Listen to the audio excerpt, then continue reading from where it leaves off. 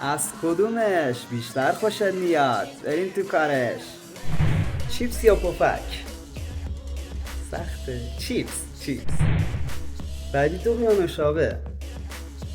ببین دوغ رو کنار هر چیزی نمیشه خورد، قطعا نوشابه. بعدی کوبیده مرغ یا گوسفندی؟ من گوسفندی رو ترجیح میدم. بعدی پنیر یا تخم مرغ؟ پنیر راحت‌تر میشه خوردش، حوصله ندارم تخم مرغ بخورم. بعدی فوتبال یا والیبال؟ قطعا فوتبال، من عاشق فوتبالم. بعدی فیلم ایرانی یا خارجی؟ ببین هر دوتاشون رو نگاه میکنم، ولی خارجی. بعدی پلنگ صورتی یا موش و گربه؟ من موش و گربه رو بیشتر دوست داشتم.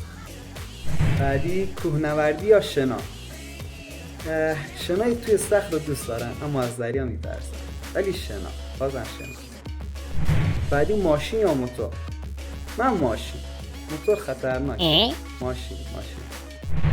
بعدی قطار یا اتوبوس؟ قطار راحت‌تره. قطار. بعدی ایرپاد یا همسری؟ قطعا ایرپاد. 2 سال دارن هنوز آخ نگفت.